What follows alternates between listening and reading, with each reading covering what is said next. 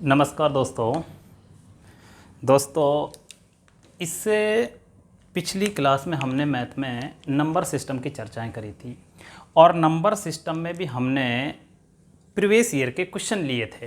SSC exam में जो भी 2020-19 तक एग्ज़ाम में प्रश्न पूछे गए थे उन प्रश्नों की हमने चर्चाएं करी थी। आज हम पढ़ेंगे conversion system.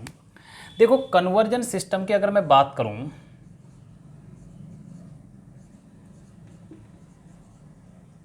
Conversion system mainly हमारे 4 टाइप के होते हैं, परंतु हमें मैथ के अंदर केवल 2 टाइप के ही कन्वर्जन सिस्टम पढ़ने हैं। हमें पढ़ने हैं डेसिमल टू बाइनरी सिस्टम और बाइनरी टू डेसिमल सिस्टम। तो कन्वर्जन की अगर मैं बात करूं तो हमारी ये मुख्यतः कितने टाइप के होते हैं? 4 टाइप के। पहला जो है हमारा वो है बाइनरी सिस्टम,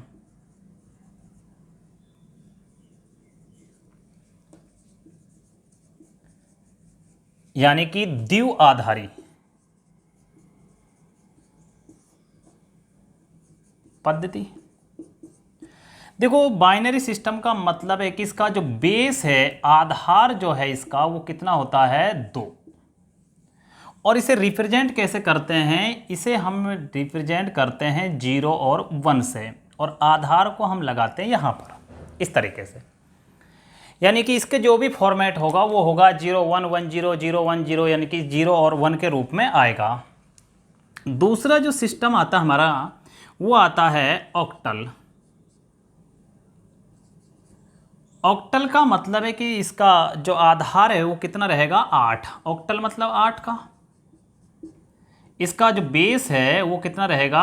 8। और इसे हम जो रिप्रेजेंट करेंगे वो कैसे करेंगे? 0 1 2 3 यानी कि 7 तक रिप्रेजेंट करेंगे, और इसका बेस लगाओगे कितना? 8। तीसरा जो हमारा है वो है डेसिमल, यानी कि 10 आधारी, यानी कि इसका जो बेस होगा या आधार जो होगा वो कितना होगा? 10 होगा, और इसे रिप्रेजेंट करेंगे 0 से लेकर 9 तक के अंकों द्वारा। अगर किसी संख्या पर कभी बेस ना लगा हो, मान लो कि जैसे ऐसी लिख दी है संख्या, तो ये स्वतः जो मान्य होगी ये 10 आधार में मान्य होगी। अगर मान लो और किसी आधार में होगा तो 100% वो लिख के देगा। अगर वो कुछ लिख के नहीं देता है तो स्वतः वह अपने आप संख्या किस में होती है? 10 आधारी में। और चौथा जो पॉइंट हमारा है वो है हेक्साडेसिमल। हेक्साडेसिमल की अगर मैं बात करूं तो इसका आधार जो होगा, यानी कि जो इसका बेस होगा वो होगा 16, और इसे रिप्रेजेंट करेंगे हम 0 से लेकर 9 तक तो अंक आएंगे। और उसके बाद में यहाँ पर जो आगे से संख्या लिखी जाएंगी वो A को, यानी कि 10 को हम रिप्रेजेंट करेंगे कैपिटल A से, 11 को रिप्रेजेंट करेंगे B से, 12 को रिप्रेजेंट करेंगे C से, और आगे इधर लिख देता हूँ 13 को रिप्रेजेंट करेंगे हम D से, 14 को रिप्रेजेंट करेंगे E से, और 15 को रिप्रेजेंट करेंगे F से। क्लियर? और इनकी जो बेस होगा वो कितना होगा? 16। क्लियर? ये तो मेनली क्या हो गया, इसके डाटा हो गए, फॉर्मेट हो गया कि हमारे जो कन्वर्जन सिस्टम में जो 4 टाइप के सिस्टम होते हैं वो ये होते हैं। अब हमें ये हमारा वास्तविकता में तो ये कंप्यूटर का सिस्टम है, यानी कंप्यूटर के आधार, कंप्यूटर की उसमें आता है श्रेणी में ये। लेकिन अगर हम बात करें यहाँ पर तो हमें मैथ के अकॉर्डिंग 2 पॉइंट पढ़ने होंगे। यानी कि पहला हमारा कौन सा है? Binary system, binary to decimal, और decimal to binary conversion system हम यहाँ पर पढ़ेंगे। इसकी डिटेल तो मैंने इसलिए बता दी, कई बार क्या होता है कि डायरेक्ट वो यानी कि सिस्टम पूछ लेता है कि ये कौन सा विकल्प सही है, कौन सा विकल्प सही नहीं है। क्लियर? जैसे मान लो कि उसने कोई प्रश्न पूछ लिया और उसने ये लिख दिया है कि निम्न में से कौन सा, ऐसे एक एग्जाम में आया भी हुआ है ऐसा प्रश्न, उसने पूछा है कि इनमें से कौन सा विकल्प सही है। ये पूछ लिया कौन सा विकल्प सही है। तो यहाँ पर देखो इसमें ऑप्शन रख दिया उसने, एक तो रख दिया यहाँ पर 1 2 3, और ये रख दिया 8। बी में यहाँ पर ये रख दिया है 1 0 3, और ये रख दिया यहाँ 2, और यहाँ रख दिया है 1 2, और ये रख दिया A, और यहाँ रख दिया 10, और ये रख दिया मेरे भाई डी में यहाँ पर 1023 और यहाँ पर रख दिया है उसने, ये रख दिया 2। तो देखो अब ये पूछ सकता है कौन सा विकल्प सही है और कौन सा गलत है। दोनों में जब सही का पता चल जाएगा तो गलत का भी पता चल जाएगा। अब देखो यहाँ पर आपको एक बात बता देता हूँ, ये जो बेस होता है, ये बेस क्या कहता है, ये बेस ये कहता है कि जो मेरे अंदर अंक होंगे वो केवल क्या होने चाहिए, 0 1 की फॉर्म में होने चाहिए। इसका मतलब देखो इनका आधार कितना है, 2 और यानी कि दोनों का 2 2 आधार। इसका मतलब इनका जो फॉर्मेट है ये 3 को नहीं पढ़ सकता, ये 2 और 3 को नहीं, तो इसका मतलब 2 विकल्प तो गलत हो चुके हैं, यानी कि ये दोनों सही नहीं है। अब बात आती है यहाँ पर, अब देखो हमारा जो 10 का बेस है ये क्या कहता है, ये कहता है कि मैं 0 से लेकर 9 तक के अंक पढ़ सकता हूँ। यहाँ पर क्या लिख दिया इसने ए, यानी कि ये फॉर्मेट भी क्या है इसका गलत, यानी सी विकल्प भी हमारा गलत हो चुका। तो बचा ही कौन सा है ये। अब 8 की फॉर्मेट देखो, 8 कहता है कि मैं 0 से लेकर 0 1 2 3 4 कोई सा भी अंक आ जाए मैं 7 तक तो मैं उनको पढ़ सकता हूं। इसका मतलब यहां पर कौन सा विकल्प सही है, हमारा ए ऑप्शन राइट होगा।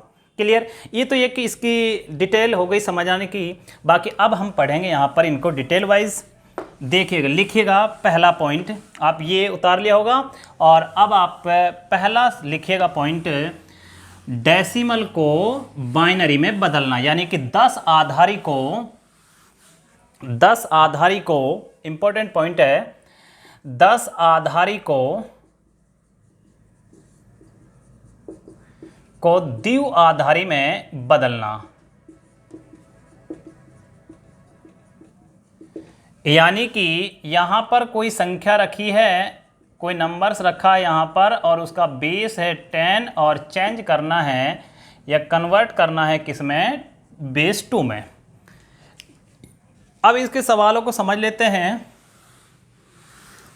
तो ये कोई हमने प्रश्न लिया, जैसे मान लो कि ये लिखा 27 और इस पे लिख दिया है कि इसको चेंज करिएगा या बदलिएगा किसमें, 2 आधार में। अगर ऐसे लिख दिया तो इसका बेस में समझ जाना कि कौन से आधार में पूछ रहा है, द्विआधारी में पूछ रहा है। तो देखो जब भी, अब तो मैं पढ़ रहा हूँ डेसिमल टू बाइनरी, बाकी मैं आपको ये बता देता हूँ, अगर जब भी 10 आधारी को किसी भी आधार में बदलना हो, चाहे आप ऑक्टल में बदलो, चाहे आप हेक्साडेसिमल में बदलो, जिस 10 आधारी को इनमें से किसी भी आधार में बदलना है तो जिस आधार में बदलना होता है उसी आधार का उसमें भाग देते चले जाना है। क्लियर। लेकिन हमें इन 2 फॉर्मेट से तो कोई मतलब ही नहीं है, इसलिए हमारा जो पॉइंट है वो है डायरेक्ट डेसिमल टू बाइनरी। तो आप 27 को किस तरह से लिखोगे, यानी कि बाइनरी के रूप में, सबसे पहले आपने ये लिखा, यहां पर आप सब यानी कि इसमें किस में बदलना है, 2 में, तो 2 का ही आप भाग देते चले जाइए। तो कितनी बार गया, 13 बार। जो रिमाइंडर बचे या जो शेष बचे उसे लिख देना साइड में इधर। तो यहाँ पर कितना बचा है, 1। अब यहाँ पर फिर इसमें केवल 2 का ही भाग देना, क्योंकि हम पढ़ रहे हैं बाइनरी सिस्टम। तो यहाँ पर 2 का भाग दोगे तो फिर बोलो कितना आएगा, यहाँ पर 6, कितना बचा 1, फिर 2 का दोगे तो कितना आया 3 और बचा कितना है यहाँ पर 0, यानी पूरा भाग गया तो 0। फिर यहाँ पर 1 आया, यहाँ पर 1। अब लिखोगे कहाँ से इसको, हमेशा इसको लिखते हैं नीचे से ऊपर की ओर। तो इसका जो बाइनरी रूप होगा वो होगा 1 1 0 1 1 और इस पर बेस लगा दिया कितना आपने, 2। क्लियर। अब देखो कोई बच्चा ये कहता गुरुजी चाहे ऊपर से लिख दो चाहे नीचे से, देखो यहाँ तो कोई फर्क नहीं पड़ा क्योंकि 2 ऊपर हैं 2 नीचे हैं, लेकिन मेरे भाई हमेशा ये लिखा जाता है नीचे से ऊपर की ओर। क्लियर। अब देखो और लेते हैं एक सवाल। यहां पर हमने लिया, ये मान लिया कि 125 लिया और 125 को हमसे बोल दिया है कि 125 को बाइनरी पद्धति में बदलिए। क्लियर। तो अब देखो इसको कैसे करोगे, यहां पर आपने 2 का भाग दिया, बोलो कितनी बार गया, यहां पर कहोगे गुरुजी 62 बार पूरा गया और 1 यहां पर शेष बचा। फिर 2 का भाग दिया, कितना आया 31 आया, पूरा गया तो शेष 0 बचा। फिर 2 का दिया, कितनी आया 15 आया, यहाँ 1 शेष। फिर 2 का दिया, कितना आया 7, यहाँ पर क्या बचा है 1। फिर 2 का भाग दिया यहाँ पर और यहाँ बचा है कितना, कितनी बार गया 3 बार, यहाँ 1 और 2 का यहाँ 1 और यहाँ 1 लिखोगे कहाँ से, नीचे से ऊपर की ओर। 1 2 3 4 5 और 0 1 1 1 1 1 1 0 1 और ये हो गया 125 का बाइनरी। क्लियर, कोई डाउट? तो ये था हमारा यहाँ पर डेसिमल को द्विआधारी में बदलना। बोलो कोई डाउट है? अब देखो यहाँ पर मैं आपको विकल्प से भी सिखाऊंगा, इनको ऑप्शन से भी बच्चे कैसे करें। ये तो हमने कंप्लीट पढ़ा दिया। अब मान लो बच्चे को लगता है कि गुरुजी ये तो कठिन है, तो देखो मेरे भाई आपको मैं एक बात बता देता हूँ, इसी सवाल के आंसर को अगर हम विकल्प से करें और वो चीज़ें देखो बच्चे खुद भी पता कर लेंगे, जब मैं आपको उल्टा पढ़ाऊँगा मतलब बाइनरी को डेसिमल में जब कन्वर्ट करूँगा तो अपने आप स्वतः पता चल जाएगा गुरुजी ऐसे करने की कोई ज़रूरत नहीं है, सीधा ऑप्शन से उठा लेंगे हम। जैसे समझो अभी, हालांकि मैं वो चीज़ें नहीं बताना चाहता, लेकिन अब मैं आपको ऑप्शन से सिखाना चाह रहा हूँ। जैसे एक विकल्प हमारा ये हो गया, यानी कि ये ऑप्शन आएगा हमारा 1 1 1 1 1 0 1 और एक बी में मान लिया कि हम 2 ही विकल्प ले लेते हैं अभी और फिर हम चेक कर लेते हैं इनको। बी में हमने ले लिया यहाँ 1 1 1 0 1 और 1 मान लिया। देखो आपको कुछ नहीं करना, आपको बस ये काम करना है कि आप राइट हैंड से चलना और यहाँ पर लिखते जाना 1 1 का डबल कितना होता है 2 2 का डबल कितना होता है 4 4 का डबल कितना होता है 8 8 का कितना होता है 16 16 का कितना होता है 32 और 32 का कितना होता है 64 यानी 64। जीरो की श्रेणी को छोड़ देना, बाकी को जोड़ देना। अब देखो आप इनको अगर ऐड करते हो तो 64 और 60 16 कितने होते हैं 80 और 8 और 32 40 120 और 5 कितने हो गए 125। तो इसका मतलब हमारा आंसर कौन सा होगा, ये होगा। बोलो क्लियर है? यानी इस सवाल का आंसर, यानी कि हम बाइनरी से ऐसे चल सकते हैं, लेकिन इसके लिए आपको ये फॉर्मेट याद रखना पड़ेगा। चलना राइट हैंड में से, 1 1 का डबल कितना होता है 2 2 का 4 4 का 8। यानी कि अगर हम जब बाइनरी को बदलेंगे डेसिमल में तो मैं यही पद्धति सिखाऊंगा आपको। अब जैसे कोई बच्चा कहता है गुरुजी इसका निकालना, तो देखो 1 है, फिर 2 है, फिर यहाँ 4 है, यहाँ 8 है, यहाँ 16 है, 32। अब आपको क्या छोड़ देना है, यहाँ पर आपको छोड़ देना है ये वाला पॉइंट हमारा। क्लियर? तो यहाँ पर कितना कट गया आपका, ये हो गया यहाँ से 32 है तो 40 ये, और आपके पास में 16 और 2 कितने हो गए 18 1 19 और 40 कितने हो गए 59। तो यहाँ पर जो आएगी बाइनरी यानी कि जो डेसिमल में आएगा वो कितना आएगा 59। क्लियर, कोई डाउट? तो यहाँ पर ध्यान रखना। अच्छा देखो ये ध्यान रखना, यहाँ पर ये 4 नहीं कटाई, कौन सी श्रेणी पा रहा 2 पे वाली, 2 वाली है इसकी, नहीं तो फिर जोड़ने में दिक्कत आएगी। वैसे भी देख लो 64 ये 16 80 हो गए 80 और ये 40 के 120 और 4 और 1 5 125। ठीक, ये तो हो गया हमारा बाइनरी वो decimal to binary conversion system. अब कोई बच्चे के दिमाग में ये बात आ रही है गुरुजी अगर ये पॉइंट में आ जाए तो पॉइंट वाले सवालों को कैसे हल करें, तो मेरे भाई उसको भी मैं बता रहा हूँ। देखो जैसे मान लो कि हमने लिया 123.25 और ये दे दिया हमें डेसिमल में और हमसे पूछ लिया है कि इसको द्विआधारी में चेंज करो, यानी कि बाइनरी में बदलो। जब इसको बाइनरी में बदलेंगे तो मैं आपसे ये कहता हूँ कि इसके 2 पार्ट बना लिया करो, एक पूर्ण एक अपूर्ण, यानी कि एक फ्रैक्शन वाला एक कंप्लीट। तो यहाँ पर आपने इसके 2 मान, एक तो पूर्ण मान तो ले लिया कितना 123 और फ्रैक्शन जो आई हमारी वो कितने हैं 0.25। पूर्ण मान तो ये हो गया हमारा कौन सा अपूर्ण मान। पूर्ण अपूर्ण का उल्टा होता है, यानी कि जो काम तुम यहाँ करते उसका उल्टा काम यहाँ पर करना है। अब उल्टा कैसे, गुणा का उल्टा क्या होता है भाग, गुणा का उल्टा क्या होगा, अरे भाग ही तो होगा। अगर 4 में तुम 2 का भाग देते हो 2 आता है, 2 को वापस गुणा करो तो 4 आ जाएगा। तो यहाँ पर ध्यान रखें इन बातों को।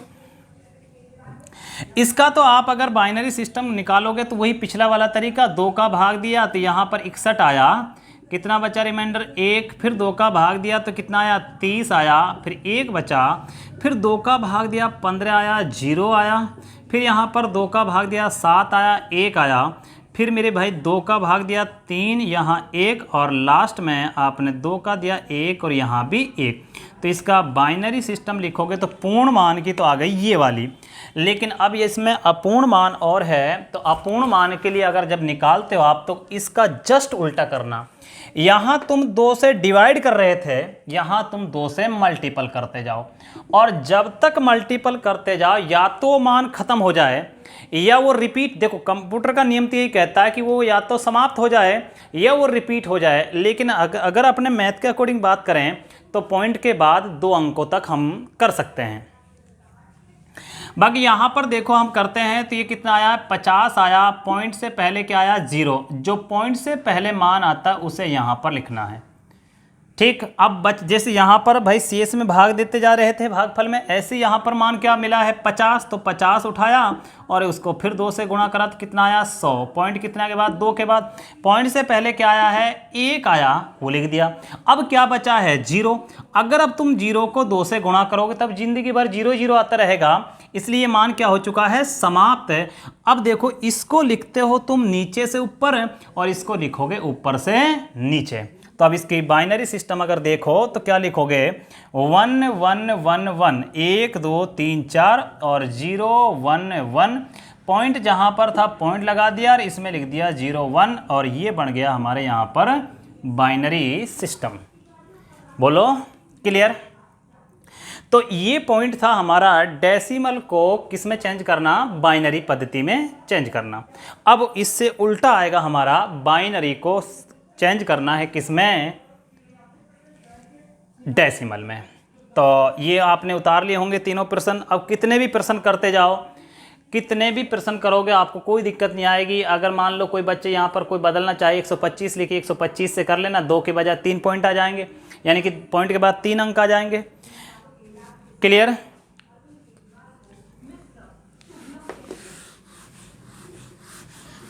अगली हेडिंग बना लें आप, द्विआधारी को 10 आधारी में बदलना, यानी कि बाइनरी को चेंज करना किसमें, डेसिमल में। द्विआधारी को बाइनरी उसमें डेसिमल में चेंज करना। अब देखो ये बड़ा आसान है। वैसे तो देखो इसका अलग अलग पद्धतियां हैं, मतलब अलग अलग तरीके से कराते हैं, लेकिन मैं आपको एक आसान तरीका बताऊंगा इसका।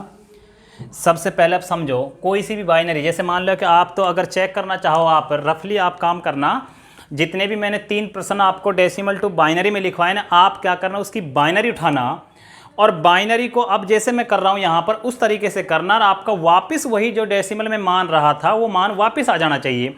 अगर वो मान वापस आ जाता है तो समझ लेना हम सही तरीके या सही रास्ते पे चल रहे हैं, अन्यथा आप गलत रास्ते पे हो। क्लियर। तो यहां पर मान लो कि मैंने कोई भी बाइनरी ली है 1 1 0 1 1, और इसको मैंने लिखा बाइनरी में को 10 आधारी में बदलो। इस तरह से प्रश्न आएगा, 10 आधारी में बदलिए या बदलो। क्लियर। तो देखो बच्चों आप क्या करोगे, आप कुछ मत करना, इनको वहाँ पर देखो ऑप्शन से आपके पास जैसे इस तरीके के सवाल होंगे, आप क्या करोगे, इसको थोड़ा दूर दूर लिख दिया है। हालांकि आपको पेपर में लिखने की कोई ज़रूरत नहीं, माइंडली बच्चे ऐसे कर लेते हैं कि यहाँ 1 आएगा, यहाँ 2 आएगा, यहाँ 4 आएगा, 4 काटना है, यानी इस तरीके से आप रिप्रेजेंट करोगे माइंड को तो आपको बेहतर रहेगा। यहाँ चलो मैं लिख रहा हूँ, 1 लिखा, राइट हैंड से स्टार्ट होना है। 1 का डबल क्या होता है, 2, 2 का डबल क्या होता है 4, 4 का डबल क्या होता है 8, 8 का डबल क्या होता है 16, 16 का डबल क्या होता है 32। 0 को छोड़ दो, बाकी को जोड़ दो। ये 0 वाला छोड़ दिया, बाकी को जोड़ दो। 32 और 8 कितने होते हैं 40। देखो जोड़ने का भी सिस्टम आप देखो, धीरे धीरे धीरे आप क्या करोगे कि मैं आपको कैलकुलेशन भी हाथों हाथ सिखाता चलूँगा। जैसे जैसे मैं काम करता जाता हूँ ऐसे ऐसे आप काम करते जाइएगा, आपकी बेहतर तरीके से कैलकुलेशन भी हो जाएगी। अभी कैलकुलेशन पार्ट पे भी हम आएंगे, जब कैलकुलेशन वाले सवाल आएंगे तो मैं वहाँ भी आपको सिखाऊंगा कैलकुलेशन फास्ट कैसे करें। ठीक है, अभी हमारा बेसिक पॉइंट पढ़ लेते हैं हम, पहले इनके बारे में समझ लेते हैं। कौन सी संख्या होती है, कौन सी रोमन संख्या, अभी रोमन संख्या पढ़ाएंगे आपको, कौन सी होती है रोमन संख्या है, तो उनके बारे में, क्योंकि हमसे एसएससी एग्जामिनर रोमन संख्या भी पूछता है। आप कभी ऐसे मत जोड़ो करो 32, 16, 48, फिर इसमें 8 जोड़ा तो 56, नहीं। आप ऐसे करा करो, जो इधर उधर की संख्या देखा लिया करो कौन से में बैठ रही है। 32 और 8 40 हो गए, 40 और ये 19 कितने हो गए 59, यानी कि यहाँ पर जो आंसर होगा वो हमारा कितना होगा 59। बोलो क्लियर है, कोई डाउट? अब किसी बच्चे को अगर ये डाउट है ना तो इस डेसिमल वाले को लेना और उसको बाइनरी में कन्वर्ट करके देखना। अगर उसकी बाइनरी ये आ जाती है तो राइट है, अन्यथा गलत है। क्लियर? अब आपको मैंने जितने भी 3 प्रश्न पीछे लिखवाए उन प्रश्नों को करना, क्योंकि अब मैंने उसमें एक पॉइंट वाला कराया, एक बिना पॉइंट वाला। चलो मैं पॉइंट वाला मैं खुद करा देता हूं, कोई भी पॉइंट वाला मैं ले लेता हूं और फिर आप करना। यानी कि अगर पॉइंट में हमें इस तरह से मान दे दिया है 1 1 0 1 1 और यहाँ लिख दी पॉइंट है, यहाँ पर 0 1 लिख दिया। क्लियर है? और इस पे लिखा ये बाइनरी रूप है और चेंज कन्वर्ट करवा लिया है इसको किसमें? 10 आधार में। अब इसके लिए क्या करोगे? वही सिस्टम जहां पर अगर पॉइंट वाला है तो उसके 2 पार्ट कर दिया करो। जब पार्ट आप 2 करोगे तो पूर्ण वाला क्या है? 1 1 0 1 1, इसको अलग रख लिया है, पॉइंट से दूर वाले को तो इधर लिख लिया। आप यहाँ से स्टार्ट हो गए राइट हैंड से, जहाँ पॉइंट है उसके 2 पार्ट हैं, राइट हैंड से स्टार्ट हो गए तो यहाँ पर क्या आएगा? 1 1 का डबल क्या होता है? 2 2 का डबल 4 4 का 8 आ गया, 8 का 16।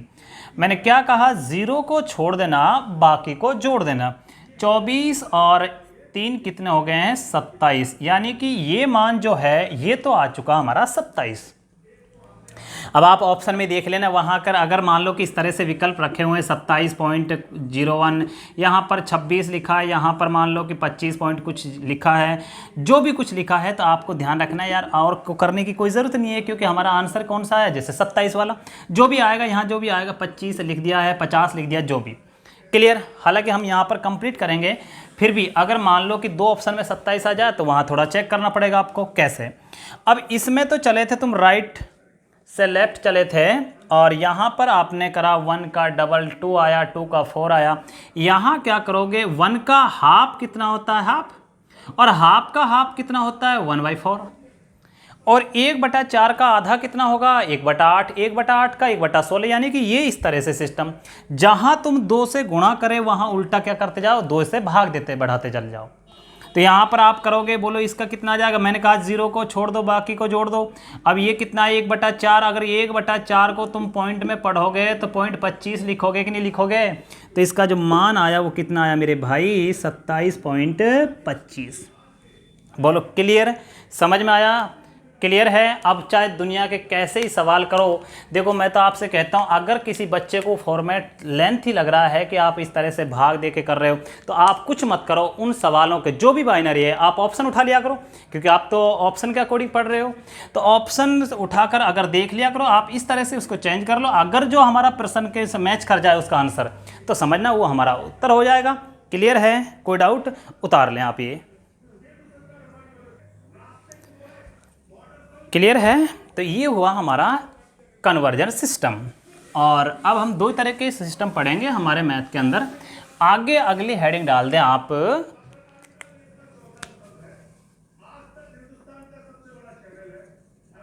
स्थानीय मान।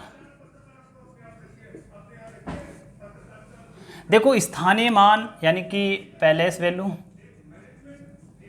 आपको मैं बता देता हूं कि कोई भी संख्या में कहीं पर भी स्थानीय मान निकालना हो तो जैसे मैंने कोई संख्या लिखी है,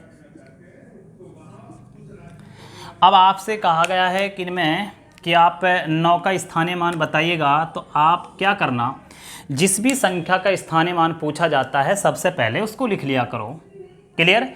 और फिर देखा करो कि उसके बाद में कितने अंक मौजूद हैं, जितने अंक मौजूद उसके बाद में उतनी जीरो पीछे लगा दो। क्लियर है? जैसे अब मान लो कि आप कोई बच्चा 6 का निकालना चाहता, तो जिस अंक के बारे में पूछा उसको लिखो और उसके बाद कितने अंक और हैं उतनी जीरो लगा दो। क्लियर? अब मान लो कि आपने 2 का निकालना है, तो आप कहोगे गुरुजी 2 लिखा और उसके बाद कितनी जीरो लगानी है? 4 लगानी है। और आगे कोई बच्चा कहता गुरुजी 5 का बताना, तो 5 के बाद में कुछ है ही नहीं, तो यहाँ पर क्या रहेगा? 5 ही रहेगा। अगर कोई बच्चा ये पूछता है गुरुजी 7 का क्या आएगा, तो आप 7 लिखोगे और 70। आपको ये और बता देता हूँ, अगर इन सभी पॉइंटों के या सभी अंकों के स्थानीय मान को जोड़ोगे ना तो अपनी मूल संख्या के बराबर आएगा। हालांकि हमें ऐसे चेक करने की कोई ज़रूरत नहीं है, आपको तो सबको ही आता है। अब एक स्थानीय मान तो ये होता है और एक होता हमारा पैलेस, यानी पैलेस वैल्यू तो ये हो गई, एक होते फेस वैल्यू यानी कि जातीय मान, शुद्ध मान, वास्तविक मान।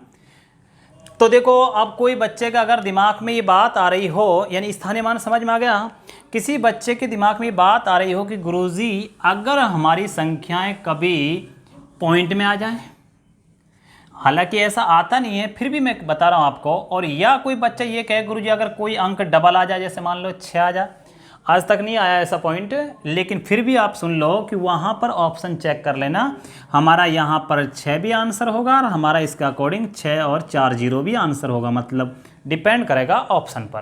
क्लियर है?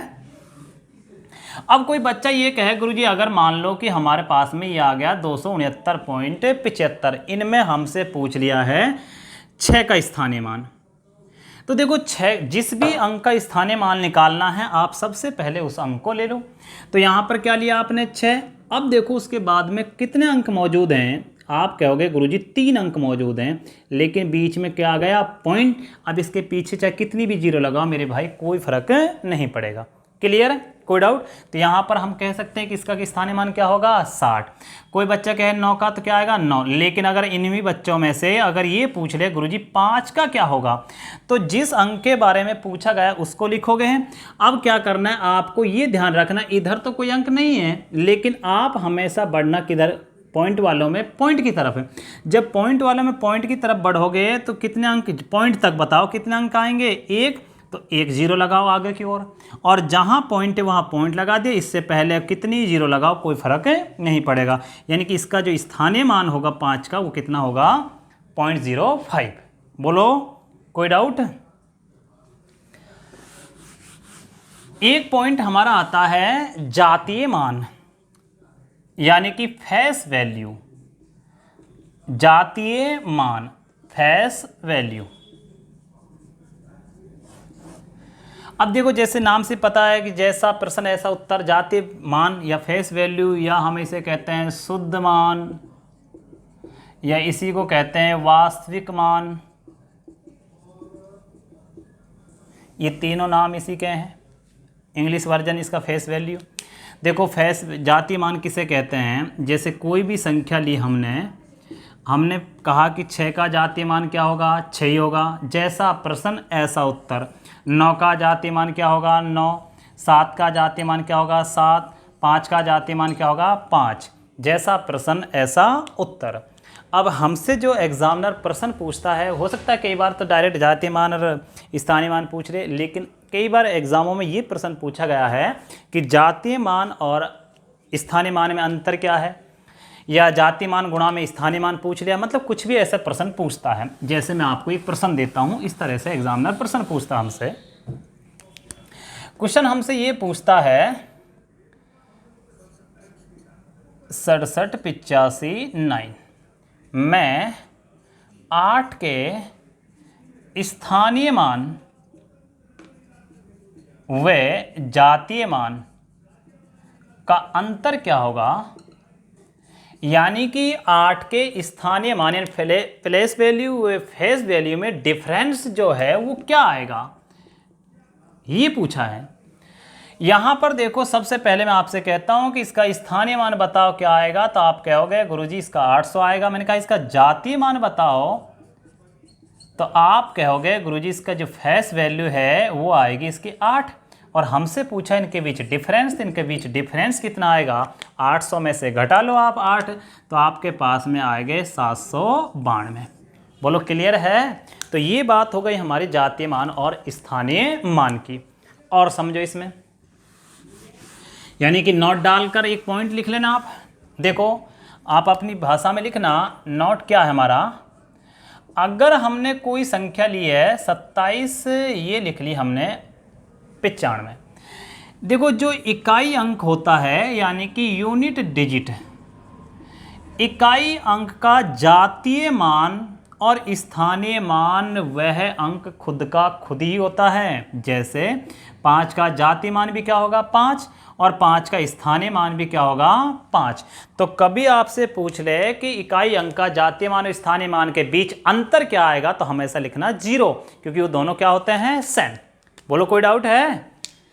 और एक पॉइंट हमारा ये भी है कि अगर कभी आपको, दूसरा पॉइंट नोट का, जैसे मान लो ये संख्या लिखी और जीरो का अगर जातीय मान पूछ लिया तो जीरो का जातीय मान क्या होगा, जीरो, और जीरो का स्थानीय मान भी क्या होगा, जीरो। ये मत कहना गुरुजी 3 जीरो, क्योंकि जीरो के बाद में 2 अंक और हैं तो 3 जीरो में से 1 जीरो गई तो 2 जीरो बच गई। नहीं, जीरो चाहे 2 लिखो चाहे 3 लिखो चाहे 50 लिखो।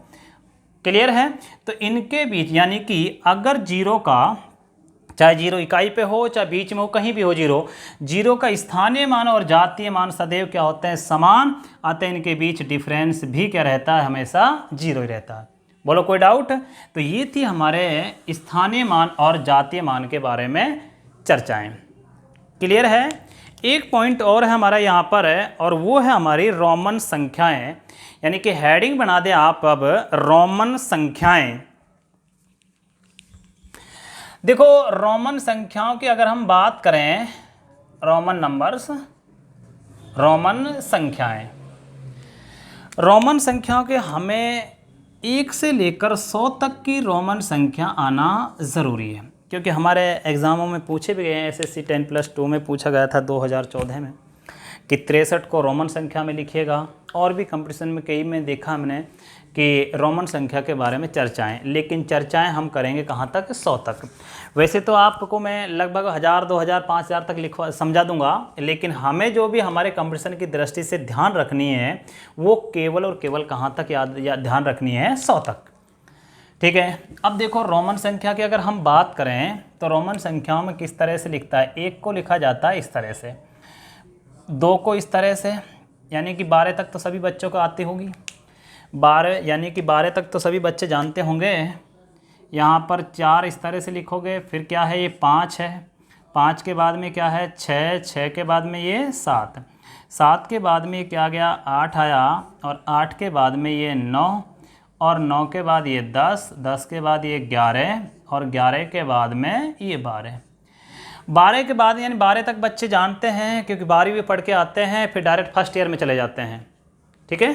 बाकी तो आपको फर्स्ट ईयर नहीं, आपको 13 भी याद रखना, ये 13 होगा, ये 14 होगा, 20 तक मैं लिखवा देता हूँ आपको, फिर मैं समझाऊंगा आगे। ये आपका 15 होगा, ये 16 होगा, इसके बाद में ये 17 होगा, 18, ये 19, और ये होगा हमारा 20। क्लियर? यानी 20 तक मैंने नॉर्मल लिखवा दिए, फिर आगे मैं आपको समझाऊंगा। ठीक है? यहाँ पर 20 तक हमारी रोमन संख्या ये हो गई हैं। आगे है LCD मेरी है। LCD मेरी है, इसका मतलब समझ लो आप, L का मतलब होता है रोमन संख्या में 50 यानी कि 50, C का मतलब होता है 100, और D का मतलब होता है 500, और M का मतलब होता है 1000 यानी कि 1000। अगर रोमन संख्या में कभी 500 दिखाना हो तो आप D से दिखाओगे, 1000 बताना हो तो M से, 100 बताना हो तो C से, 50 बताना हो तो L से। क्लियर है? कोई डाउट? तो आप फटाफट ये उतार लो। अब इनके बारे में कुछ चर्चाएं और हैं, उनको समझते हैं। कोई बच्चा ये कहे कि मान लो कि हमने ये 3 लिखा है, 3 के बाद हमने 4 ये नहीं लिखा गुरुजी, फिर तो हम 5 को ये 5 डंडे खींच देते। कोई बच्चा कहता है गुरुजी 6 के लिए फिर 6 डंडे, तो ऐसे तो कोई बच्चा 1 लाख के लिए 1 लाख डंडे खींच देता। तो इनको यानी कि रोमन पद्धति में जो बना रखा उन्होंने कि इनका कोई सिस्टम बना रखा है, वो सिस्टम क्या है वो समझते हैं।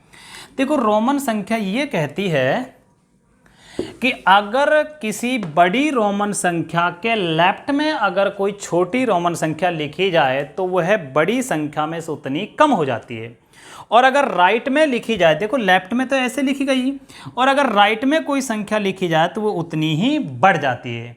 यानी कि इधर तो वो डिक्रीज हो गई और इधर वो इंक्रीज हो गई। क्लियर है? कोई डाउट? तीसरा यानी कि अब पॉइंट बनाकर लिखते जाओ फटाफट आप, मैं आपको समझाता जाता हूं। यानी कि रोमन संख्या का पहला पॉइंट लिखना, ये उतार लिया हो तो आप नोट डाल के लिखते जाओ। रोमन संख्या में कोई भी अंक या कोई भी संख्या, रोमन संख्या में कोई भी अंक या कोई भी संख्या 3 बार से लगातार 3 बार से ज़्यादा बार नहीं लिखी जाती है। यानी कि आप ये कहोगे 1 2 ये 3 और ये 4, ये 4 लिखना गलत है। जैसे कोई बच्चा कहे गुरुजी 30 लिखो, तो 30 मैं ऐसे लिख सकता हूँ। लेकिन अगर कोई बच्चा यहीं पर डिमांड कर दे गुरुजी 40 लिखो, तो ये 1 जन 10 20 30 ये 40, ये गलत है मेरे भाई, ये नहीं लिख सकते। रोमन संख्या में कोई भी संख्या लगातार 3 बार से ज़्यादा बार नहीं लिखी जाएगी। क्लियर है? एक पॉइंट हो गया। पॉइंट नंबर दूसरा लिखें, फटाफट लिखो। देखो अब समझो पहले, यानी कि बड़ी रोमन संख्या के बाईं ओर, बाईं मतलब लेफ्ट में, अगर कोई छोटी रोमन संख्या लिखते हैं तो वह रोमन संख्या उतनी ही कम हो जाती है, और अगर राइट में लिखते हो तो वह उतनी ही बढ़ जाती है। तो लिखना, किसी भी बड़ी रोमन संख्या के बाईं ओर छोटी रोमन संख्या लिखने पर वह संख्या उतनी ही कम हो जाती है और दाईं ओर लिखने पर वह उतनी ही बढ़ जाती है। जैसे समझ लो, अगर मुझे यहां पर 12 लिखना था तो मैंने 10 लिखा, और 10 के राइट में मैंने फिर क्या लगाया 2, तो ये बनी थी हमारी क्या 12। अगर मुझे 15 लिखना तो देखो 10 के इधर मैंने लिखा क्या 5। तो अगर मुझे यहाँ पर 4 लिखना है तो 5 में से मैंने क्या कर दिया 1 कम कर दिया, तो ये कितना रहा 4। कोई डाउट? अब देखो मेरे भाई एक बात और आती है, एक समस्या हमारे पास में ये है, अगर किसी बच्चे के दिमाग में ये बात चल रही हो कि गुरुजी 10 लिखा और मुझे 5 लिखना, मान लो 5 लिखवाना पड़ गया आपको, तो कोई बच्चा कहेगा गुरुजी मैं इसमें से 10 में से 5 घटा दूं, ये गलत है। देखो आपको ये भी बता देता हूं, जो देखो राइट में तो तुम लिख सकते हो कुछ भी, लेकिन जो लेफ्ट में है ना वो मात्र 3 ही अंक लिखे जाते हैं, 3 संख्या लिखी जाती है।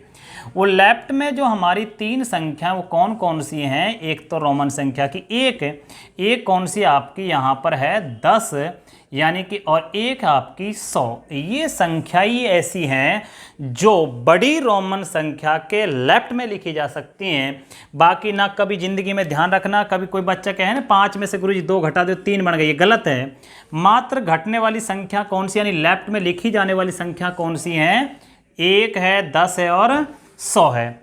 लेकिन अब बात ये भी आती है कि कोई बच्चा ये कहे कि गुरुजी कौन सी में से घटाई जाए, तो मात्र 3 संख्या घटने वाली हैं, लेकिन ये संख्या भी किस में से घट सकती हैं?